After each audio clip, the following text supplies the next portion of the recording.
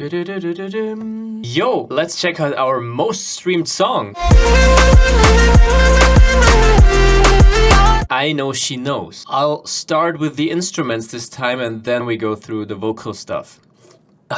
Let's start with the intro.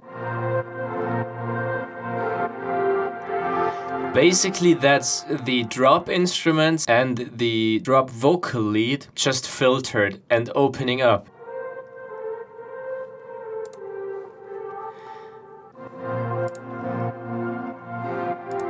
Those are in the same channel, it's the drop instruments. And it's coming up, as you can see.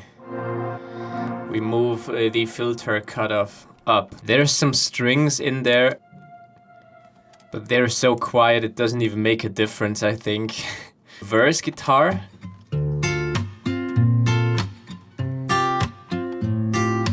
Very wide. It's two recordings panned to the left and right to make it more stereo, but it's a pretty simple guitar riff. Catchy though.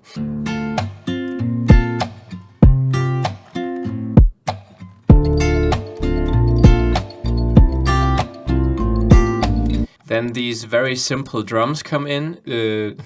Gin Tonic. We wanted to call this track Gin Tonic. As you can see, Gin Tonic kick and Gin Tonic rim.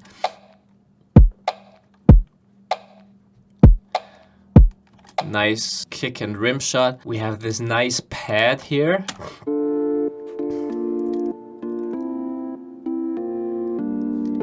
And I love this so much. It's a silent one patch I made. We were at Chris's and I remember we weren't exactly sober.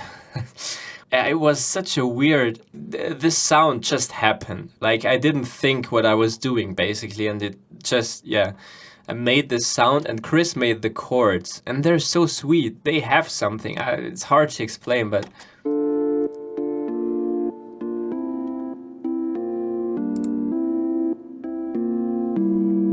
Like this here, for example, it's so weird, but so nice, so juicy. Also with the bass line here.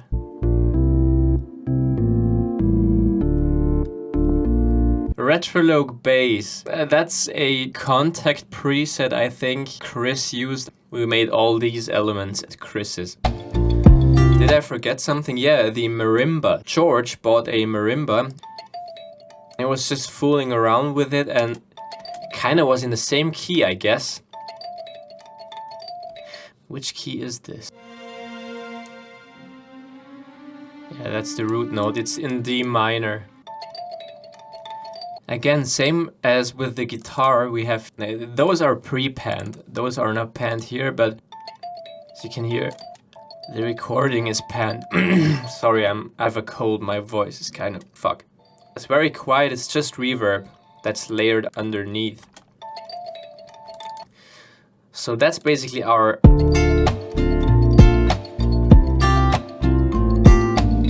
That's our verse instrument. Then we have this little break thing going on here where we just have the reverb of the kalimba, the pad stays the same, and the guitar is filtered, like...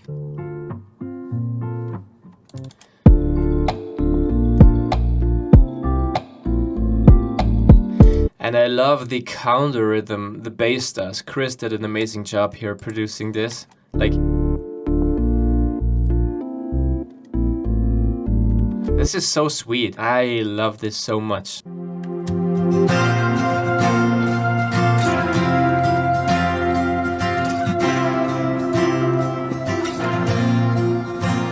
Chorus part, we have a different guitar strumming this time.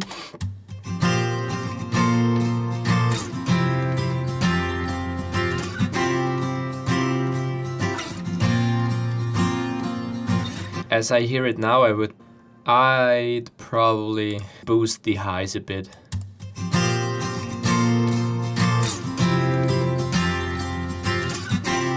Something like that. What's this?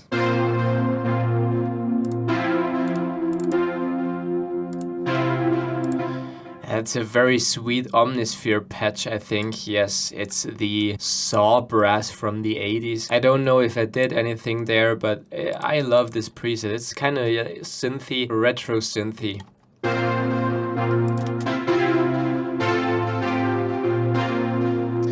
Very sweet. We have a little reverse here that I made of a tail. This is also this. I'd probably filter out some lows here. Some stuff is a bit messy in the mix. Piano.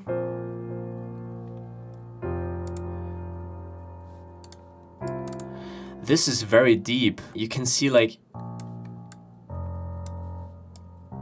but only in this area, because if I remember correctly, there's no bass in this area, and I didn't want to add a bass, so I decided to like put a deep root note into the piano so it acts like a bass note.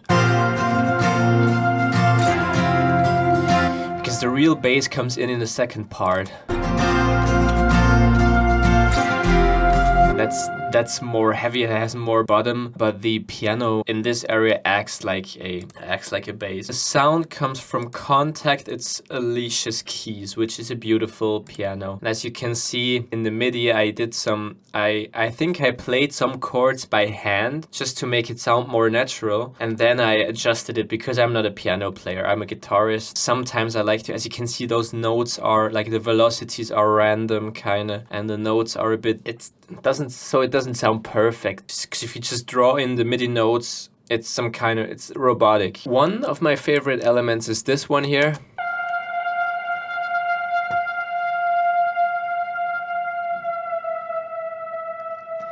I do some nice pitch bending there, which is beautiful with this sample. There's some decapitator on this. I can show you the original sample. Like this. It's very quiet here. Maybe I should normalize this. But I can pitch that, and I love to add distortion to this because the sound is pretty clean, but it gets some nice distortion artifacts. And then I added reverb. As you can see, this is much longer. Like if I put this here, this is has a very short tail, but if I drench this with reverb, it gets very long, and then I still can pitch bend it, and then I still can reverb it. I still can put reverb after and delay, so it gets very big.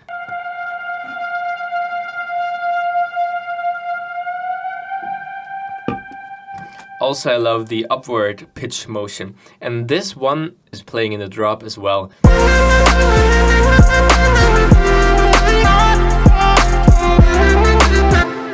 In the drops we have some effects. Luminize Stike. Probably should be Luminize Style, but I'm a little bit stupid, so I named that Stike. Whatever. And this is some glittering as well. It's very quiet because you have to be careful with those high, like glittering sounds. What's this? Yeah, that's drop springs I sampled from Omnisphere. So if you search for drop springs in Omnisphere, you'll find this popping, this reverbed popping sound. Also, the guitar in the drop is a bit more, like it's the same one as in the chorus, but it's more low cut and more compressed. And also the pad gets a little more aggressive here because I modulated the frequency, like I opened up a filter. And also the piano gets more aggressive, but it's kind of the same like in the chorus, which I like to do because you just make stuff that you already have more aggressive, and then you have a nice drop, maybe, or hopefully. I added some strings. Just to make it fuller. This is Omnisphere as well, I think. This is hybrid warm string section. I like that very much. Then we have some simple ass drums.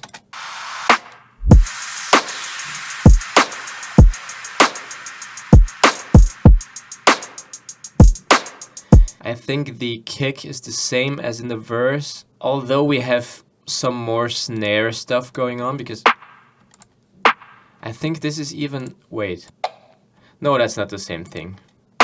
We have this, we have some, you know, some layers. Like a dark side snare, dark side. There we have a song that's called Dark Side. It's very old. It's not on Spotify anymore, but on YouTube you can maybe find it. That's this snare. Like the drop snare. Like we did a drop at the end. Hi-hats that are panning, and I was listening to this song a while back and I was thinking, well, this panning is too much. So I probably, if I was producing this now, I probably would narrow this panning motion down a bit by making it more mono. Because this is a bit, yeah, it's a bit too much for my taste at the moment. Nice cashmere. I love these so much. I use them. I use this all the time. It's kind of like a crash cymbal, but it's longer. I love long crashes and like white noise sweep down and stuff. That's the first drop. Very nice. We already went through everything, I think, because we don't have much effects going on in this track. It's very stripped down. I'll go through the vocal lead later. Let's just check the...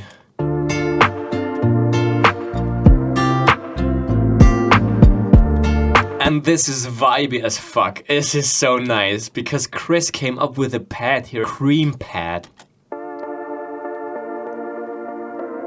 I have to ask Chris which preset that is because this is absolutely sick. I only remember I filtered this because it was kinda like...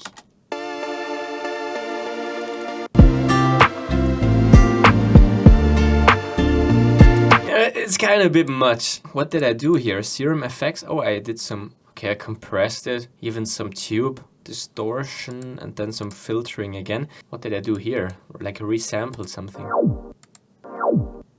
Whoa. That's a nice little thing here. I might want to use that someday. Should save that. I'll forget it. So that's this cream pad and it's doing the same... It's doing the same... It's the same notes as the other pad.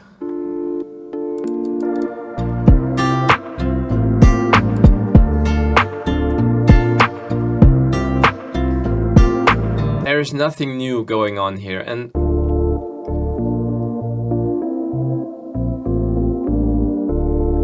in the second pre-chorus there's also this cream pad now, which makes it a little more, you know. Oh, and the kalimba is... I just noticed the kalimba is gone. Like, we have... I probably should have added the kalimba here. Like, at least here.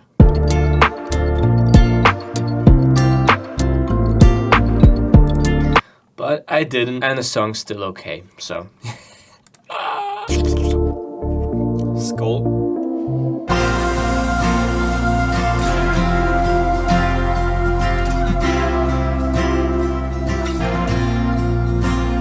Same again as in the first chorus, but now we have some, yeah, we have a crash or like a cymbal. This I use all the time. I resampled this from a contact library. I think it was called Damage. There's just some build-up stuff happening in the second chorus. Like I have this riser that I use all the time.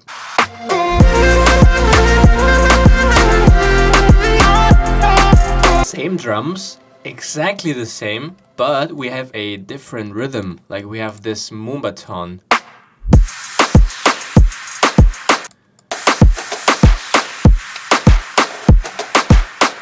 In the outro I added like this thing I really love. It's like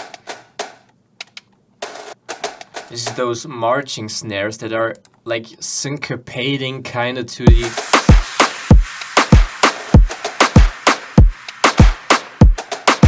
That's very sweet. Same guitars, everything's the same, but I added some synths here and there, and I want to show you those because those are pretty fun.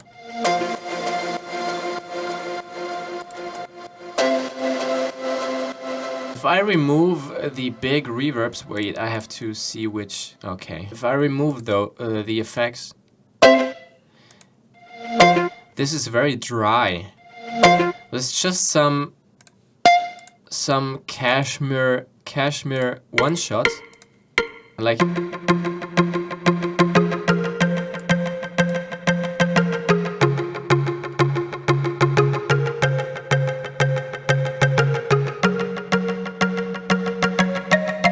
where did that go? So as you can see, that's even a loop, and that's kind of, I think that's reversed. Yeah, so that's weird. So yeah, it's just being creative and doing random stuff, and then add like big, you know, let's see, decapitator, EQ 2 times, crystallizer, which does, wait, I want to show you. It's like a delay that does pitching and reversing and stuff, which is pretty neat. Big room reverb, as you can see, 13 seconds, which is nuts. And then some delay and some EQ. That's my one shot. And the funny thing is, it happens in 1, 2, 3, 4. Bam! It happens on the 4 end, which is a nice pre-drop, like pre-shot. New word.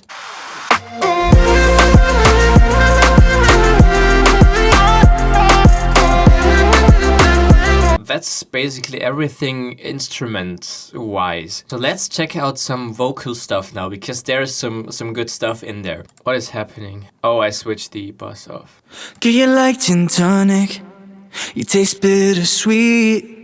You know what you on me, intoxicating me. First of all, as you can see, this is already pretty compressed, especially like the chorus vocal. As you can see in the waveform, this is squashed as fuck. Look here, this is crazy, it's almost limited. That was my workflow for a long time. I pitch edited and compressed the vocal beforehand. I did the compression in iZotope Nectar, which is a vocal processing software. Yeah, these are already pitch edited and compressed. Oh, she knows I'm into it. Bittersweet. Now for reverb and delay, I did some sends. The vocal, basically, this is complicated. I did some frequency splitting, and the mid band goes in here, and the mid band goes to the reverb. So the reverb only gets the mid frequencies. You can also route the vocal directly into the reverb, and then like shape the band with an EQ before the reverb. That's much easier. We have 100% reverb here, and some EQ. And the reverb strength I control with this knob. Oh, sorry. With this knob here. This is rooted, the midband is rooted here, and this is rooted here, and this is the strength. Same with the delay. This is direct routing to the delay. Oh, sorry, here. And I control the delay strength with this. And you can automate that, of course. Like here, this is delay strength, this is reverb. I'm sorry if I forget to move myself up if I want to show something that's... Wait, I'll keep myself up there for now so you can see the mixer. Same goes for vocal 2. I don't even know what vocal... vocal 2 might be the... Vocal 2 is the verse and main vocal is the chorus. Some very bad naming there. Oh, she knows I'm into it. Also, I have some sidechain compression on the reverb send and on the delay send. So I just use a limiter. As soon as the main vocal plays, it ducks down the reverb a little bit just to make it a bit cleaner. And I have 3 of them because I have 3 sources routed into this. A little bit complicated, but yeah, that's how I did it. Yeah, I wonder if she feels the same. Yeah, I wonder if she feels the same. Cause she's the one to light the flame inside. That's my voice, and I actually kind of like that because it's very gritty. I don't know how I did that. I always have to cough when I try to get some grit into my voice. Yeah, I wonder if she feels the same, cause she's the one to light. Also, those dubs are rooted into the reverb send, as you can see. Nowadays, I usually put direct reverb on dubs. I don't know if it's better or... yeah, I don't know. It has its benefits and its disadvantages, I guess. Also, those are pre-compressed kinda. Not that much though. They're more dynamic than the main vocal. Yeah, I wonder if she feels the same. So now we go to the fun part, which is the vocal lead. Reminds me of a certain melody by a singer named Justin Bieber. It's a ripoff, we know, some people already told us, but I just wanted to do it, so I did it. I want to just quickly demonstrate what I did there. Oops. So that's George singing na na na na na na na na na na na na na. Sorry. What's that? Like the... What's this? That's kind of... that's a fail here, I think. I didn't want to do that. It's cut anyways. Yeah. So we have some pitcher, which I like to use because it's like, yeah, it's more auto-tuney. Serum FX, some hyper dimension here to spread it a bit. Lots of tube distortion and then some filtering. Because I don't use the filter after the first distortion. It sounds like... Sorry, I might just pitch it up again because... You know... So I filter it, tape stop, I automate sometimes to do like a whir. Then I distort it again and then some multi-band dynamics. As you can see, this area here is pretty compressed just to flatten it a bit. And then reverb and delay because otherwise it's just dry, you know. Then some final EQ, some final low cut. We also have those nice fills here that happened kinda by accident, I remember. Like those are so weird.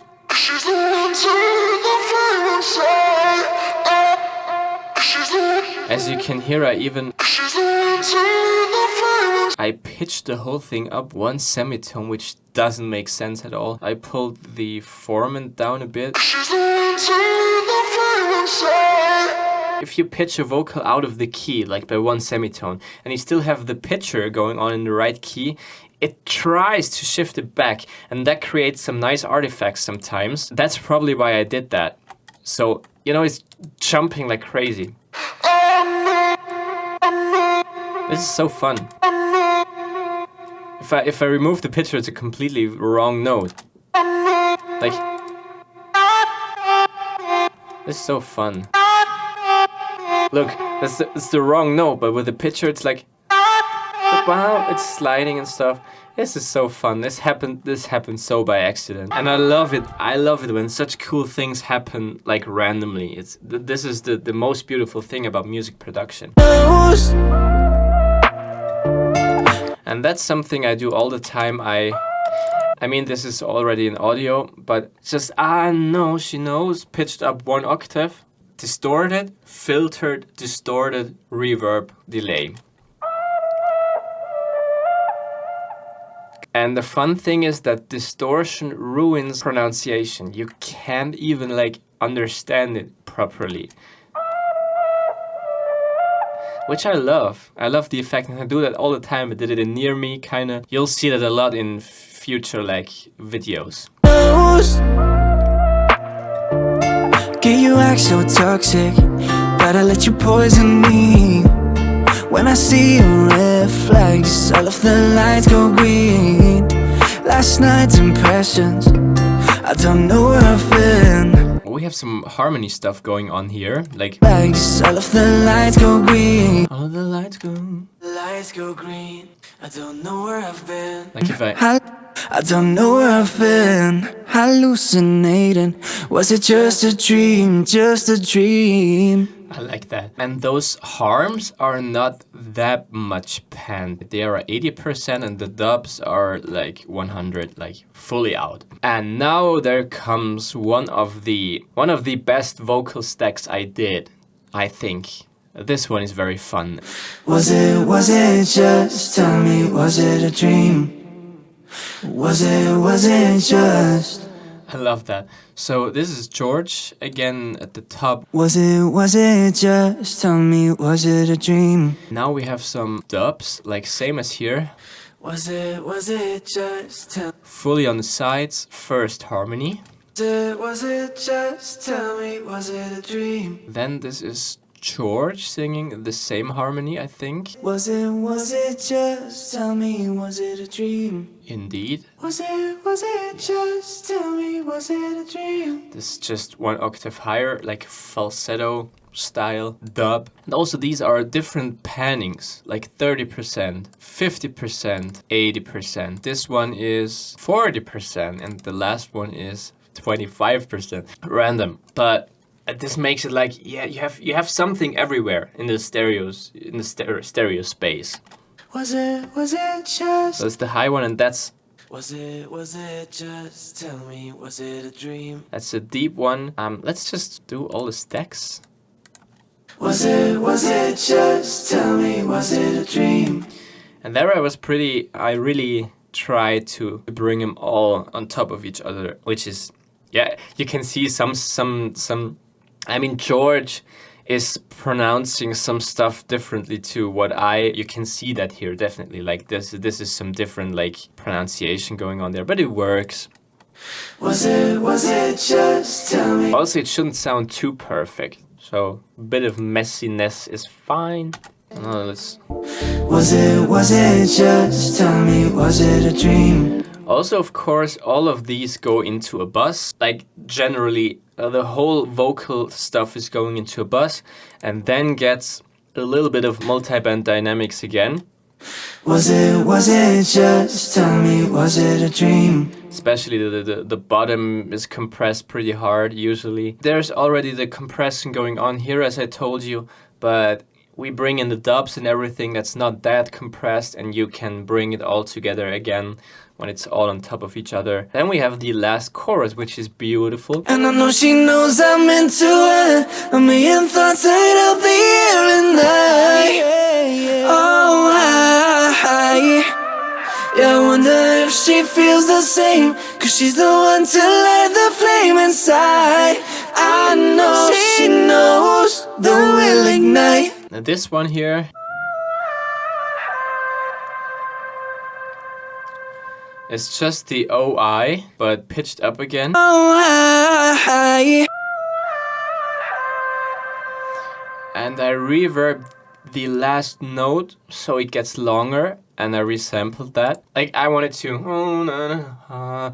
to stay on this note, and this was one of my favorite elements here. oh,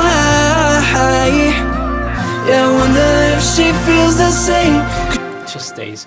Some nice fills here from George. She knows the will ignite. Harmonies again. Oh, she knows I'm into her. A million thoughts light up the air. And the dubs. Oh, she knows I'm into her. A million thoughts light up the air and night. Must have had a cold back then. This sounds so gritty. It's weird. Oh, But I like it. I wanna have that voice back, man. Some additional.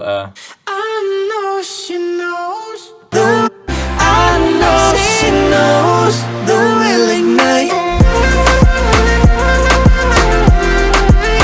Yeah, we talked about the lead already. We will ignite. And now we are at the outro, like post drop. And that's funny because that was supposed to be the drop. That's what I first had. That was my initial drop idea. And I still love this, but it doesn't have like the chorus vibes that much. It's more like like outro sounding, you know? It's more like flowy. I don't know.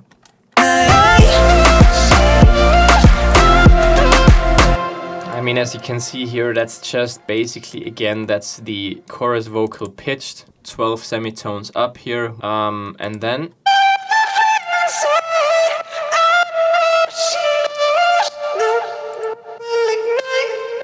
Can show you the processing of this again. Pitcher, decap, filtering, and then I distort it again. It's always the same, always kind of the same principle with these. And then at last some reverb and some delay again, and some multiband to compress some areas a bit. And then just like the melody, it's just by accident, kinda. It's just taking like phrases and move them to certain places.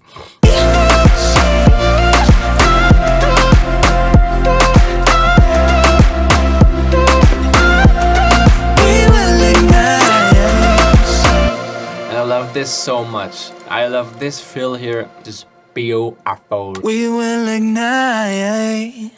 This is so good, and it fits so well to this. It's so good. We will ignite.